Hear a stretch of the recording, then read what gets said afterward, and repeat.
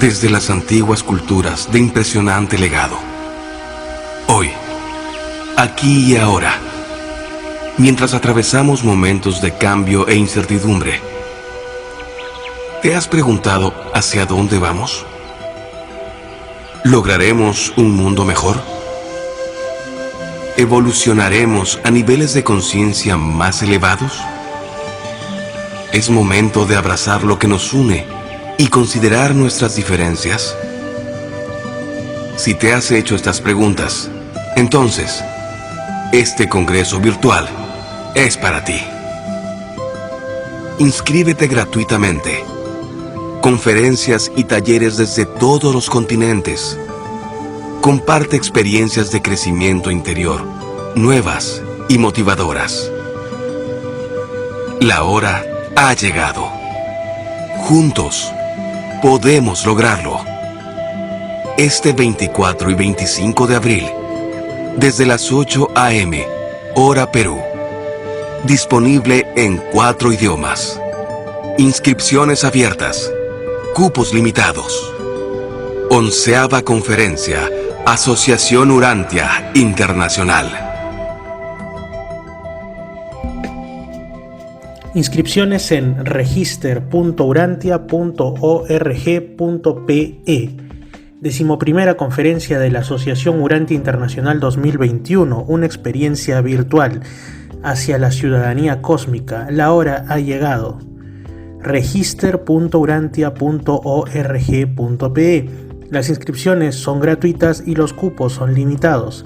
Si eres un buscador de la verdad, si te interesa la espiritualidad, si ya has tenido un primer encuentro o te interesaría tenerlo con el mensaje de la quinta revelación epocal, el libro de Urantia, este congreso, esta conferencia es para ti.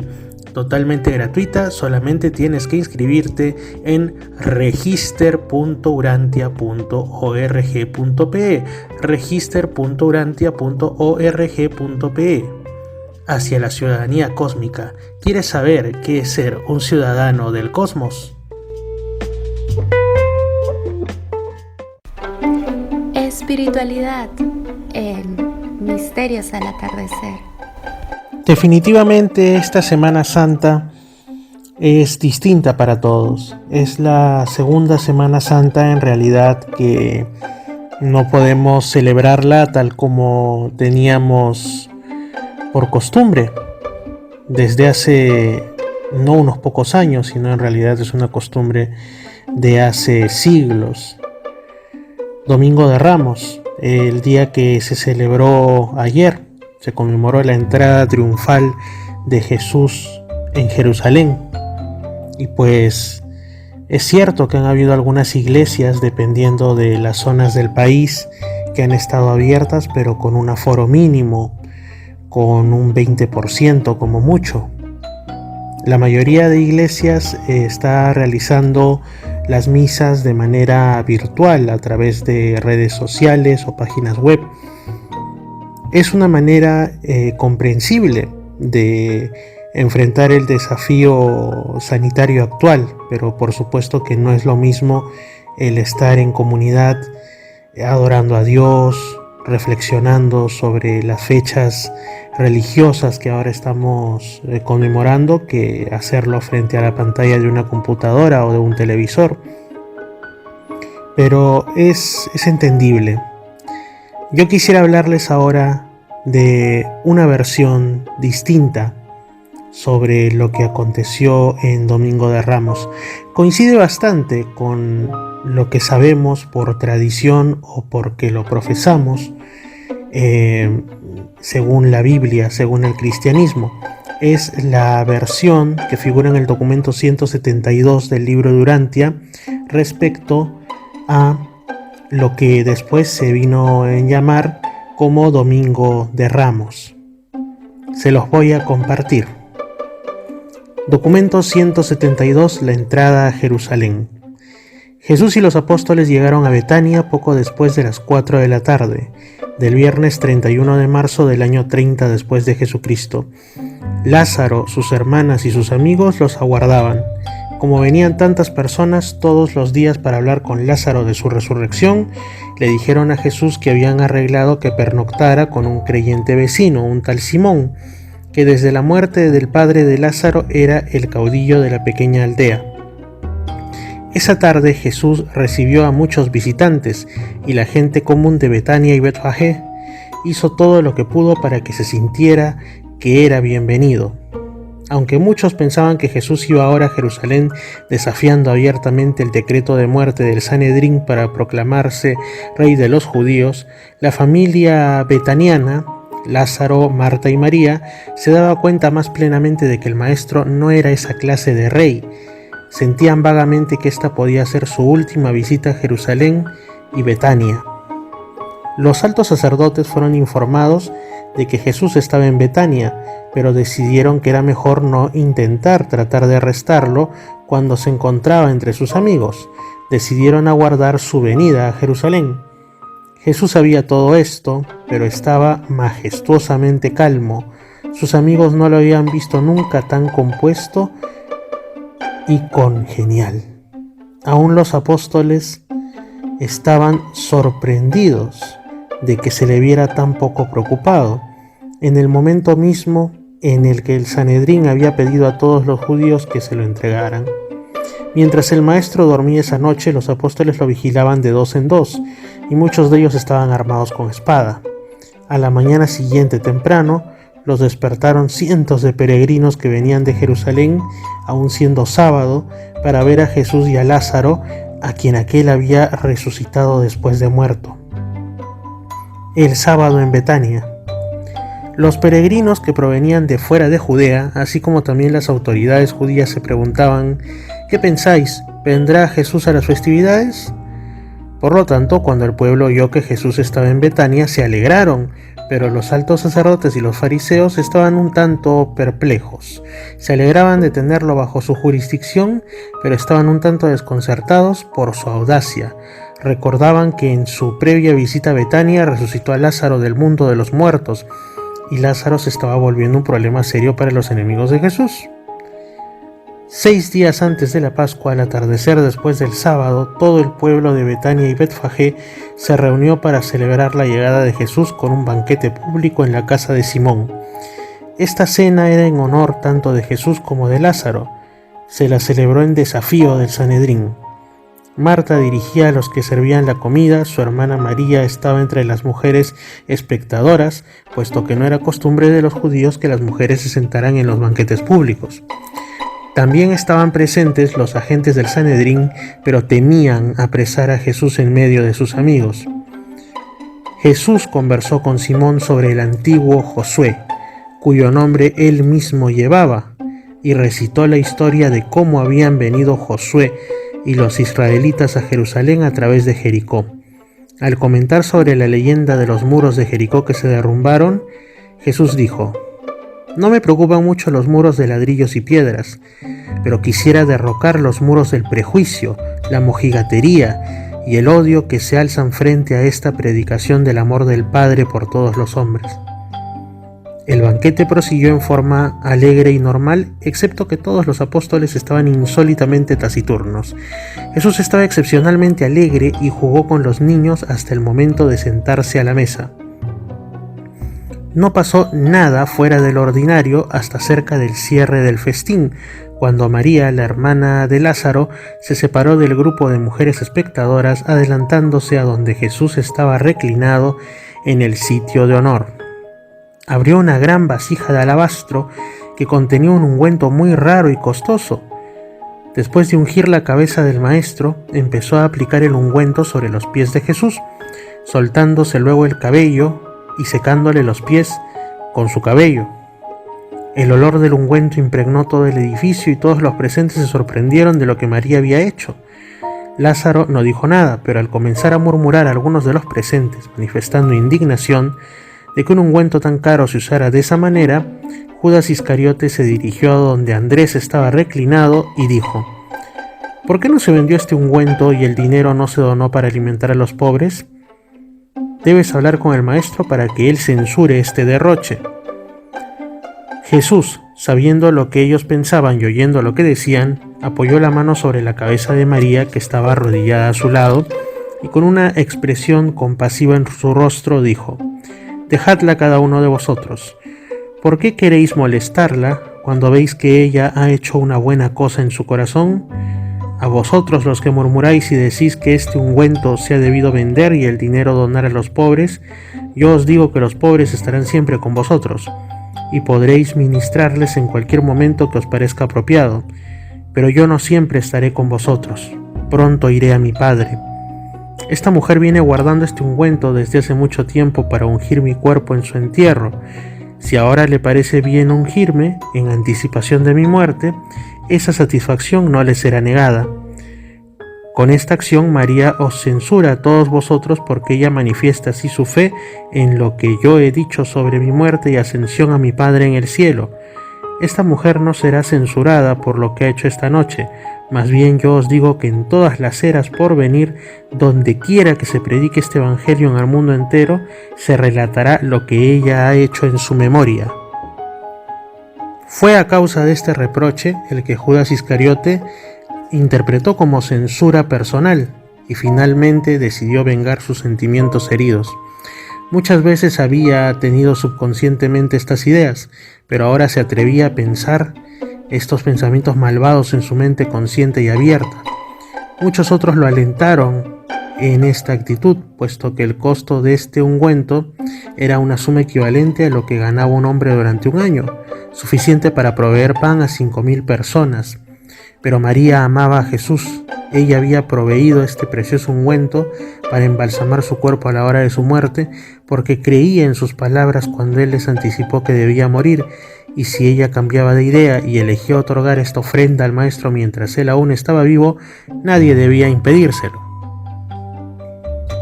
Tanto Lázaro como Marta sabían que María había ahorrado por mucho tiempo el dinero con el cual compró la vasija de espicanardo y aprobaban de todo corazón su anhelo en este asunto, porque eran ricos y podían permitirse fácilmente esta ofrenda. Cuando los altos sacerdotes se enteraron de esta cena en Betania en honor de Jesús y Lázaro, consultaron entre ellos para ver qué debían hacer con Lázaro, y finalmente decidieron que Lázaro también debía morir. Concluyeron atinadamente que sería inútil matar a Jesús y permitían que Lázaro, a quien Jesús había resucitado de entre los muertos, siguiera viviendo. Domingo por la mañana con los apóstoles. Ese domingo por la mañana, en el hermoso jardín de Simón, el Maestro llamó a su alrededor a sus 12 apóstoles y les impartió sus instrucciones finales de preparación antes de entrar a Jerusalén. Les dijo que él probablemente pronunciaría varios discursos y enseñaría muchas lecciones antes de volver al Padre, pero exhortó a los apóstoles de que no realizaran obra pública durante la estadía de Pascua en Jerusalén. Les instruyó que permanecieran cerca de él y que vigilaran y oraran. Jesús sabía que muchos de sus apóstoles y seguidores inmediatos ceñían espadas bajo el manto, aún en ese momento, pero no se refirió en nada a este hecho. Estas instrucciones matutinas comprendieron un breve repaso del ministerio de ellos desde el día de su ordenación cerca de Cafarnaúm hasta este día en que se preparaban para entrar a Jerusalén. Los apóstoles escucharon en silencio, sin hacer preguntas. Esa mañana temprano, David Zebedeo entregó a Judas los fondos obtenidos de la venta del equipo del campamento de Pella, y Judas a su vez colocó la mayor parte de este dinero en las manos de Simón, su anfitrión, para que lo custodiara en anticipación de las exigencias de dinero cuando fueran a Jerusalén. Después de la conferencia con los apóstoles, Jesús conversó con Lázaro y lo amonestó a que no sacrificara su vida al espíritu vengativo del Sanedrín. Por obedecer esta admonición, Lázaro pocos días después huyó a Filadelfia, cuando los oficiales del Sanedrín enviaron varios hombres para que lo arrestaran. En cierto modo, todos los seguidores de Jesús tenían la sensación de una crisis inminente, pero no se percataron plenamente de la seriedad de la situación debido al tono inusitadamente alegre y al excepcional buen humor del Maestro. La partida a Jerusalén. Betania estaba a unos 3 kilómetros del templo, y era la 1:30 de la tarde de ese domingo, cuando Jesús se preparó para salir a Jerusalén. Tenía un sentimiento de afecto profundo por Betania y su pueblo sencillo. Nazaret, Cafarnaúm y Jerusalén lo habían rechazado, pero Betania lo había aceptado y había creído en él. Fue en esa pequeña aldea en la cual prácticamente todo hombre, mujer y niño era creyente, donde eligió realizar la obra más grande de su autootorgamiento terrenal, la resurrección de Lázaro. No hizo resucitar a Lázaro para que creyeran los aldeanos, sino más bien porque ellos ya creían. Durante toda la mañana, Jesús pensó en su llegada a Jerusalén. Hasta ese momento había procurado siempre suprimir toda aclamación pública del que él fuera el Mesías, pero ahora la situación era distinta. Se estaba acercando el fin de su carrera en la carne. El Sanedrín había decretado su muerte y no había peligro en permitir que sus discípulos dieran libre expresión a sus sentimientos, cosa que ocurriría si él elegía hacer una entrada formal y pública a la ciudad. Jesús no decidió realizar esta entrada pública a Jerusalén como su último intento por conseguir el favor popular, ni tampoco en un intento final de obtener el poder. Tampoco lo hizo para satisfacer los deseos humanos de sus discípulos y apóstoles. Jesús no se hacía las ilusiones de soñador quimérico. Él bien sabía cuál sería la conclusión de su visita. Habiendo decidido hacer una entrada pública a Jerusalén, el maestro se enfrentó con la necesidad de elegir un método apropiado para ejecutar esta decisión. Jesús reflexionó sobre todas las así llamadas profecías mesiánicas, más o menos contradictorias, pero parecía que había una sola que fuera apropiada para sus fines. La mayoría de estas declaraciones proféticas hablaban de un rey, el hijo y sucesor de David, un libertador temporal audaz y agresivo que liberaría a Israel del yugo de la dominación extranjera. Pero había una escritura, asociada a veces con el Mesías, por los que tenían un concepto más espiritual de su misión, que Jesús consideró la más apropiada como guía para su proyectada entrada a Jerusalén. Esta escritura se encontraba en Zacarías y decía: Alégrate mucho, oh hija de Sión, da voces de júbilo, oh hija de Jerusalén. He aquí tu rey vendrá a ti, es justo y trae salvación. Viene como viene el humilde, cabalgando sobre un asno, sobre un pollino, hijo de asna. Un rey guerrero siempre entraba a una ciudad montado a caballo. Un rey en misión de paz y amistad siempre entraba cabalgando un asno. Jesús no quería entrar a Jerusalén a caballo, pero estaba dispuesto a entrar en paz y con buena voluntad, como el Hijo del Hombre cabalgando un jumento. Durante mucho tiempo, y mediante una enseñanza directa, Jesús trató de convencer a sus apóstoles y a sus discípulos que su reino no era de este mundo, que era un asunto puramente espiritual, pero no había tenido éxito en este esfuerzo. Ahora, lo que no había conseguido hacer mediante una enseñanza clara y personal, lo intentaría realizar con un gesto simbólico. Por lo tanto, inmediatamente después del almuerzo, Jesús llamó a Pedro y Juan y después de decirles que fueran a Betfagé, una aldea vecina un tanto retirada de la carretera principal y a corta distancia al noroeste de Betania, agregó: Id a Betfagé, y cuando lleguéis al empalme de los caminos, encontraréis el potro de un jumento ahí atado. Desatadlo y traedlo con vosotros. Si alguien os pregunta por qué hacéis esto, decid simplemente: el maestro lo necesita. Cuando los dos apóstoles fueron a Betfagé, tal como les había pedido el maestro, encontraron el potro atado cerca de su madre en la calle, junto a una casa de esquina. Cuando Pedro comenzó a desatar al potro, vino el dueño y preguntó por qué hacían ellos eso. Y cuando Pedro le respondió tal como Jesús les había indicado, el hombre dijo: Si vuestro maestro es Jesús de Galilea, que se lleve al potro. Así pues ellos volvieron, trayendo al potro. Ya varios cientos de peregrinos se habían reunido alrededor de Jesús y de sus apóstoles. Desde media mañana se habían detenido muchos visitantes que pasaban camino a la Pascua. Mientras tanto, David Zebedeo y algunos de sus ex asociados mensajeros decidieron dirigirse deprisa a Jerusalén, donde eficazmente difundieron la nueva entre los gentíos de peregrinos visitantes alrededor del templo de que Jesús de Nazaret entraría triunfalmente a la ciudad. Por consiguiente, varios miles de estos visitantes se congregaron para recibir a este profeta y hacedor de portentos, del cual tanto se hablaba, quienes algunos creían ser el Mesías. Esta multitud al salir de Jerusalén encontró a Jesús y a la multitud que iba a la ciudad poco después de que franquearan la cima del Oliveto, y habían comenzado su descenso hacia la ciudad. Al comenzar la procesión en Betania, había gran entusiasmo en las multitudes festivas de discípulos creyentes y peregrinos visitantes, muchos provenientes de Galilea y Perea. Justo antes de partir, las 12 mujeres del cuerpo original, acompañadas por algunas de sus asociadas, llegaron al lugar y se unieron a esta singular procesión que procedía jubilosamente hacia la ciudad. Antes de empezar, los gemelos Alfeo pusieron sus mantos sobre el asno y lo sostuvieron mientras se subía el maestro. A medida que la procesión procedía hacia la cima del Oliveto, el gentío festivo arrojaba sus indumentos al suelo y traía ramas de los árboles cercanos para hacer una alfombra de honor para el jumento que traía al Hijo Real, el Mesías prometido. Al proceder la multitud jubilosa hacia Jerusalén, comenzaron a cantar, es decir, a gritar al unísono el salmo: Hosana al Hijo de David, bendito sea aquel que viene en el nombre del Señor, hosana en las alturas, bendito sea el reino que baja del cielo. Jesús se mostró alegre y despreocupado hasta que llegaron a la cumbre del Oliveto, donde se abría la vista panorámica de la ciudad con las torres del templo.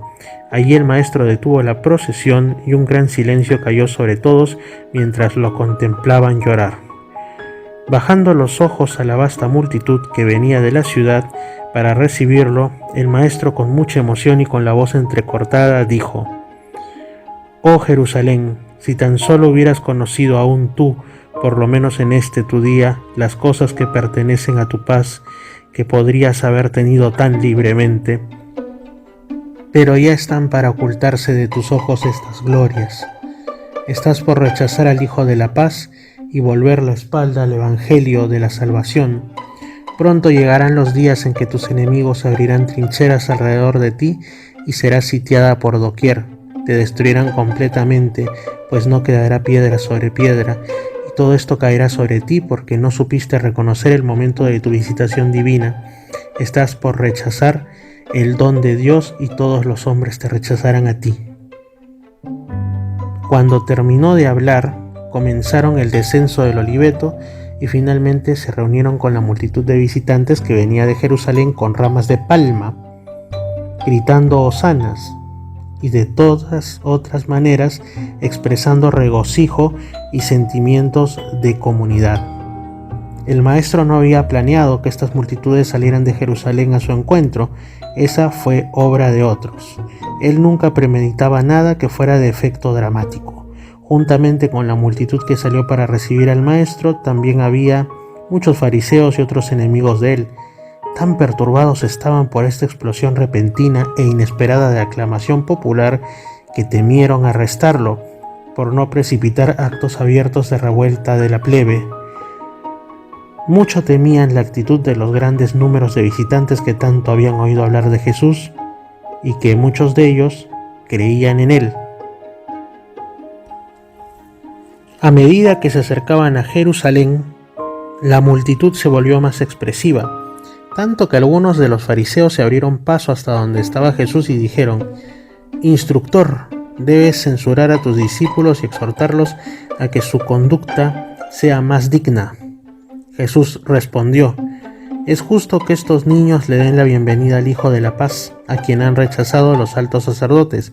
Sería inútil pararlos, no sea que estas piedras junto al camino griten quejándose».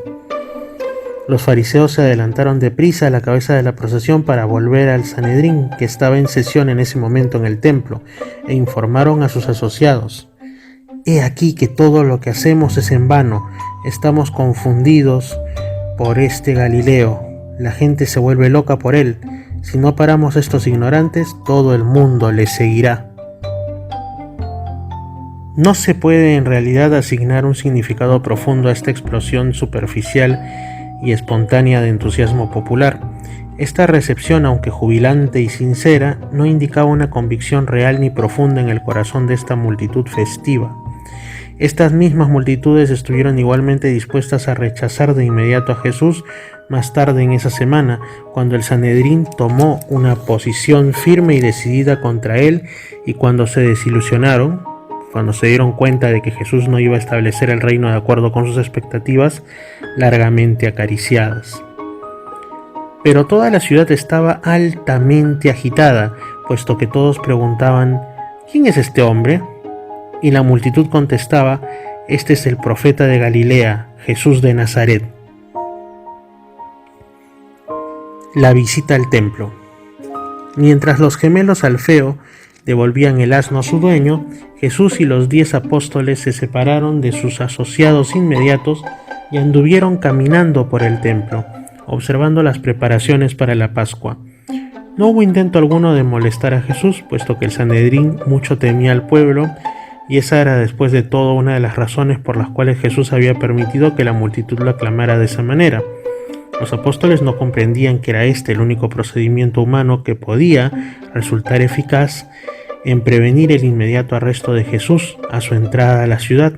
El maestro deseaba dar a los habitantes de Jerusalén, poderosos y humildes, así como también a las decenas de miles de visitantes de la Pascua, una oportunidad más, la última, de escuchar el Evangelio y recibir, si lo quisieran, al Hijo de la Paz. Ahora pues, mientras progresaba la tarde y las multitudes se iban en busca de alimentos, Jesús y sus seguidores inmediatos quedaron solos. ¿Qué día tan extraño había sido? Los apóstoles estaban pensativos pero enmudecidos. Nunca en todos los años de asociación con Jesús habían ellos visto un día como este.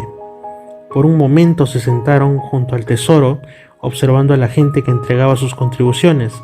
Los ricos echaban mucha cantidad en el arca de las ofrendas, y todos daban algo de acuerdo con sus posibilidades. Finalmente, llegó una pobre viuda, vestida pobremente, y observaron que ella echó 2 blancas, monedas pequeñas de cobre, en el arca. Dijo Jesús, llamando la atención de los apóstoles sobre la viuda: prestad atención a lo que acabáis de ver. Esta pobre viuda echó más que todos los demás, porque todos los demás, de lo que les sobraba, echaron una pequeña parte como don, pero esta pobre mujer, aunque esté necesitada, dio todo lo que tenía, aún su sustento.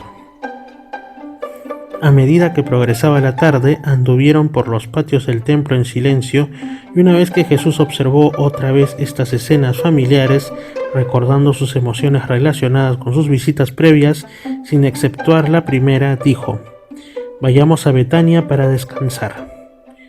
Jesús, con Pedro y Juan, fueron a la casa de Simón, mientras que los demás apóstoles se alojaron con sus amigos de Betania y Betfagé. La actitud de los apóstoles. Este domingo por la tarde, al volver a Betania, Jesús caminaba a la cabeza de los apóstoles. No se habló una sola palabra hasta que se separaron al llegar a la casa de Simón. Nunca hubo 12 seres humanos que experimentaran emociones tan diversas e inexplicables como las que surgían ahora en la mente y en el alma de estos embajadores del reino. Estos robustos galileos estaban confusos y desconcertados, no sabían qué esperar del futuro, estaban demasiado asombrados para alimentar temores. Nada sabían de los planes del maestro para el día siguiente y no hicieron ninguna pregunta. Fueron a su alojamiento, aunque poco durmieron excepto los gemelos, pero no hicieron una vigilia armada de Jesús en la casa de Simón. Andrés estaba totalmente confundido y atormentado. Él fue el único apóstol que no se dedicó a evaluar seriamente la explosión popular de aclamación. Estaba demasiado preocupado con sus responsabilidades como jefe del cuerpo apostólico como para pensar seriamente en el sentido o el significado de los entusiastas hosanas de la multitud. Andrés se ocupó en cambio de vigilar a algunos de sus asociados que temía sucumbieran a sus emociones durante la conmoción, especialmente Pedro, Santiago, Juan y Simón el Celote. A lo largo de este día y de los que siguieron inmediatamente, Andrés se vio atormentado por serias dudas, pero nunca expresó ninguno de estos sentimientos a sus asociados apostólicos. Le preocupaba la actitud de algunos de los 12, que sabía que se habían armado de espada, pero no sabía que su propio hermano Pedro también llevaba un arma. Así pues, La procesión a Jerusalén causó en Andrés una impresión comparativamente superficial, pues estaba demasiado metido en las responsabilidades de su posición para ser afectado de otra manera. Simón Pedro estuvo al principio casi afuera de sí mismo por el entusiasmo de esta manifestación popular, pero al tiempo de su regreso a Betania esa noche ya se había calmado bastante. Pedro simplemente no alcanzaba a percatarse de qué era lo que el maestro intentaba. Estaba terriblemente desilusionado de que Jesús no hubiese aprovechado esta oleada de favor popular haciendo algún tipo de declaración. Pedro no podía entender por qué Jesús no habló a las multitudes cuando llegaron al templo, ni tampoco permitió que hablara uno de los apóstoles. Pedro era un gran predicador, y le desagradaba ver que se desperdiciara un público tan grande, receptivo y entusiasta. Le hubiera gustado tanto predicar el evangelio del reino a ese gentío ahí en el templo, pero el maestro les había advertido específicamente que no debían enseñar ni predicar en Jerusalén durante esta semana de Pascua. La reacción después de esta procesión espectacular a la ciudad fue desastrosa para Simón Pedro. Cuando llegó la noche, estaba meditabundo y entrañablemente triste. Para Santiago Zebedeo, este domingo fue un día de perplejidad y de confusión profunda. No conseguía captar la esencia de lo que estaba ocurriendo. No podía comprender el propósito del maestro al permitir esta aclamación entusiasta y luego negarse a decir una palabra a la gente cuando llegaron al templo. A medida que la procesión bajaba por el Oliveto hacia Jerusalén, más particularmente cuando se encontraron con los miles de peregrinos que habían salido al encuentro del maestro, Santiago estaba cruelmente dividido por sus emociones contradictorias de entusiasmo y gratificación ante ese espectáculo, acompañadas por un profundo sentimiento de temor por lo que podría ocurrir cuando llegaran al templo. Se deprimió luego y lo sobrecogió la desilusión cuando Jesús desmontó del asno y anduvo caminando tranquilamente por los patios del templo. Santiago no podía entender la razón por la cual estaban desperdiciando una oportunidad tan magnífica para proclamar el reino. Por la noche, su mente estaba dominada por una incertidumbre desconcertante y terrible. Juan Zebedeo estuvo cerca de comprender el por qué Jesús había hecho esto. Por lo menos captó en parte el significado espiritual de esta así llamada entrada triunfal a Jerusalén. A medida que la multitud proseguía hacia el templo y que Juan contemplaba a su maestro sentado sobre el asnillo, recordó haber oído cierta vez a Jesús citar el pasaje de la Escritura, las palabras de Zacarías que describían la llegada del Mesías a Jerusalén como hombre de paz cabalgando en un asno. A medida que Juan reflexionaba sobre esta escritura, comenzó a comprender el significado simbólico de esta procesión de la tarde de domingo.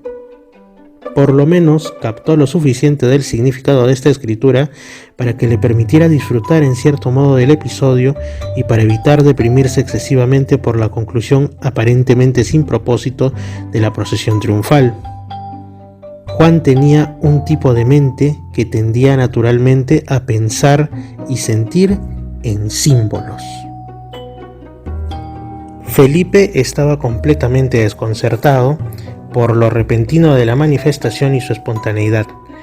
Mientras descendían del Oliveto, no pudo ordenar sus pensamientos lo suficiente como para determinar el significado de esta demostración.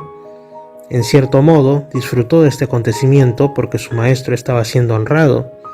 Para cuando llegaron al templo, estaba perturbado por el pensamiento de que Jesús tal vez le pidiera que se ocupara de alimentar a la multitud. De modo que la conducta de Jesús al darle la espalda a la multitud, que tan duramente desilusionó a la mayoría de los apóstoles, fue un gran alivio para Felipe.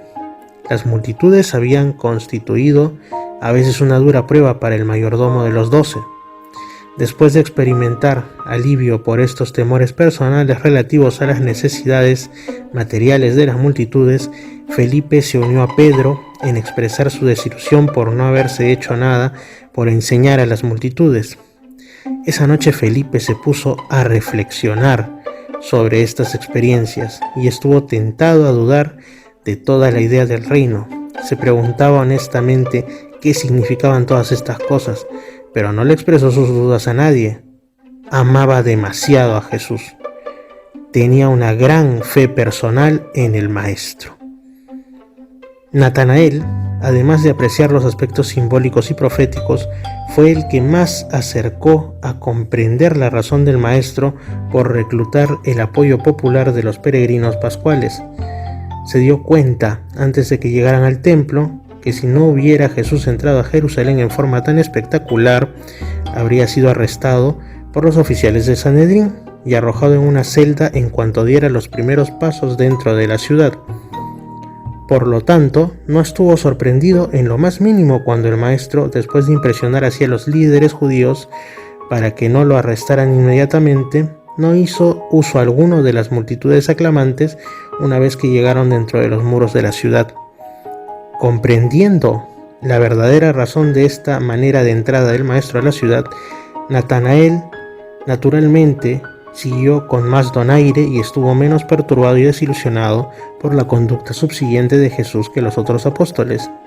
Natanael tenía gran confianza en la habilidad de Jesús para comprender a los hombres, así como también en su sagacidad y agudeza al manejar situaciones difíciles. Mateo al principio estuvo confundido por esta manifestación espectacular. No captaba el significado de lo que veía en sus ojos, hasta que también recordó la escritura de Zacarías donde el profeta aludía al regocijo de Jerusalén porque llegó su rey trayendo salvación y cabalgando un pollino de jumento. A medida que la procesión se iba acercando a la ciudad y luego en dirección al templo, Mateo entró en éxtasis. Estaba seguro de que ocurriría algo extraordinario cuando el Maestro llegara al templo a la cabeza de esta multitud vociferante.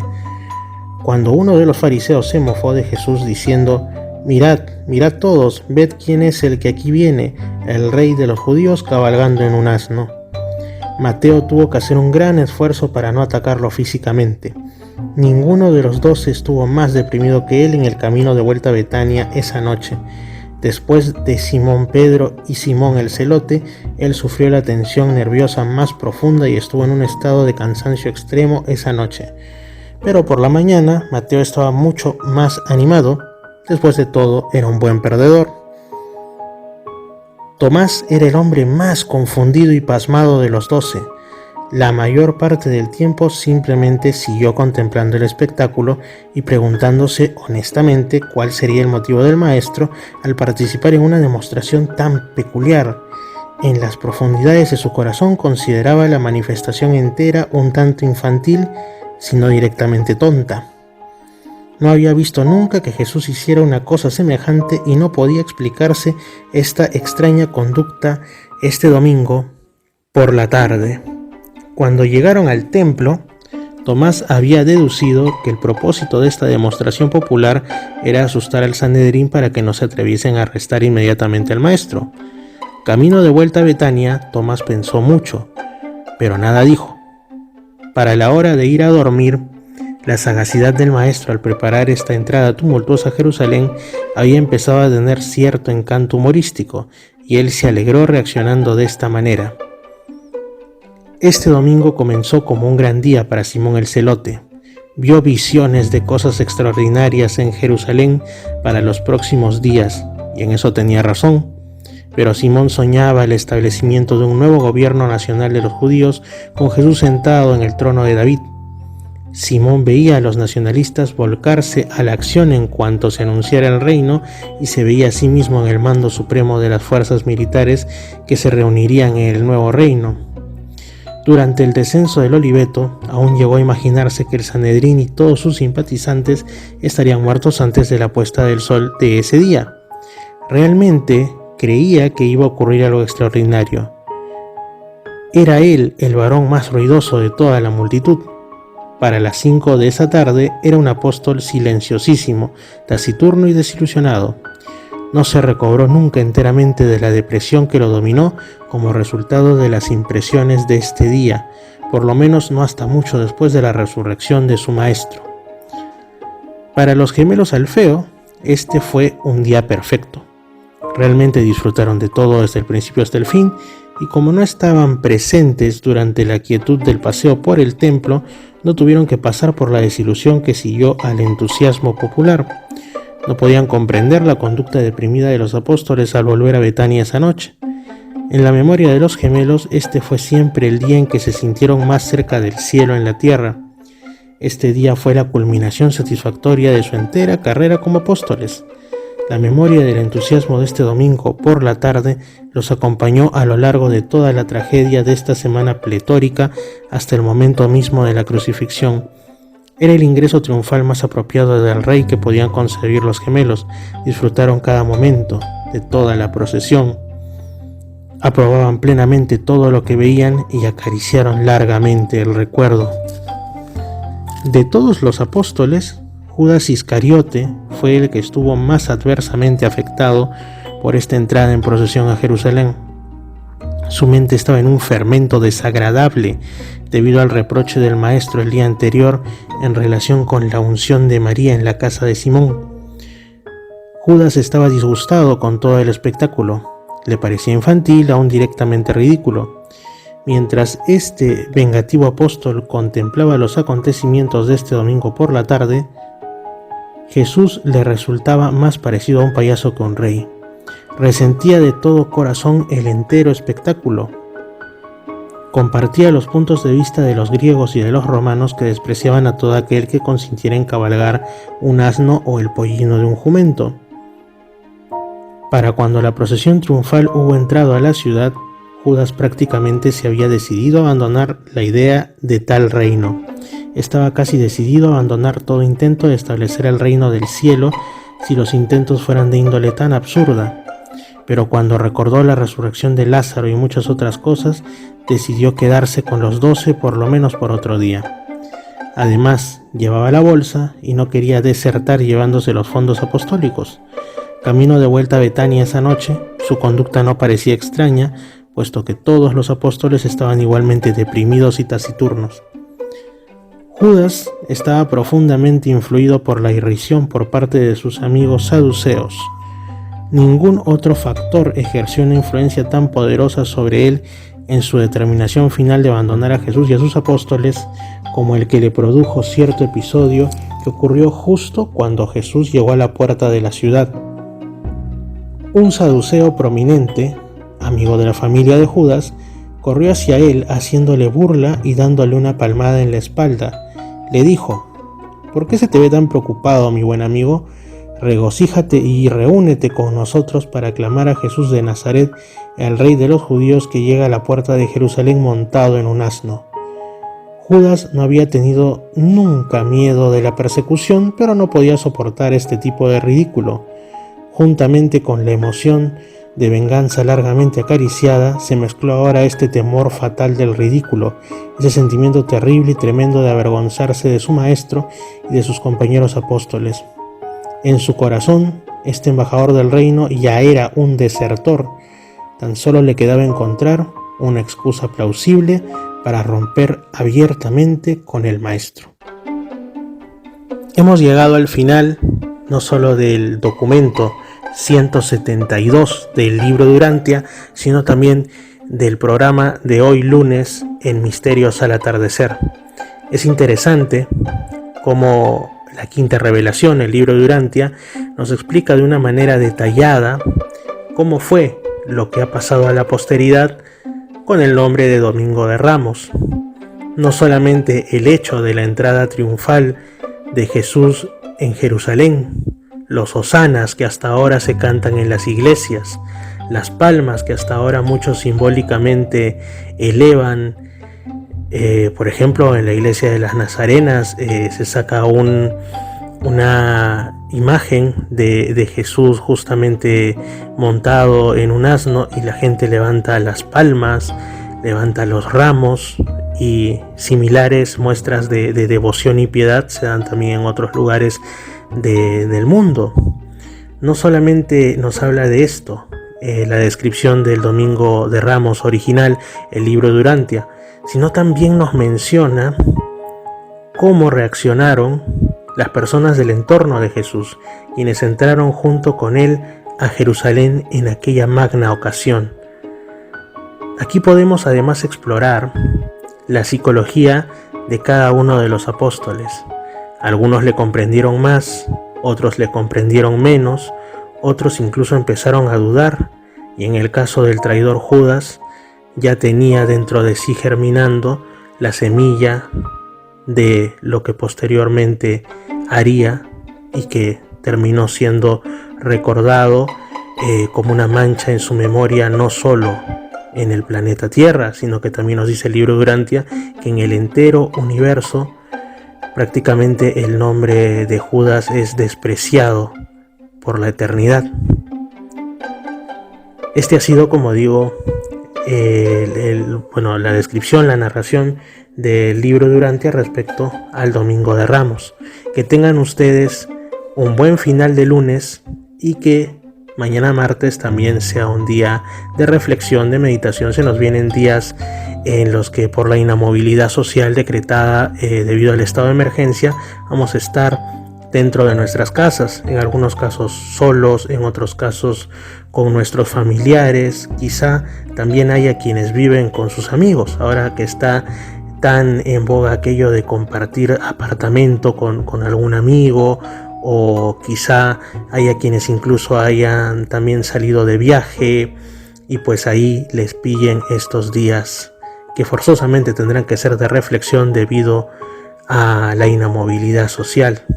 Lo único que me queda por decirles es que esos días los dediquen a pensar en cosas elevadas. No estoy diciendo necesariamente que tienen que leer el libro de Urantia o la Biblia o algún texto especialmente espiritual, pero son muchas las cosas que nos pueden conducir hacia lo verdadero, lo bello y lo bueno, como la observación de un hermoso atardecer, una pintura hermosa que nos habla de su creador, ¿no? Como es cuando el sol alcanza el ocaso, el vuelo de las aves o el simple hecho de estar vivos a pesar del contexto difícil que estamos pasando a nivel mundial, son razones para agradecer a alguien superior que no solo vive en los cielos, sino también dentro de nuestros corazones, como es el Padre Universal. Nos vemos pasado mañana, día miércoles santo, para una nueva edición de Misterios al Atardecer. Su amigo Fernando Chapi Martínez se despide por hoy. Nos estamos escuchando.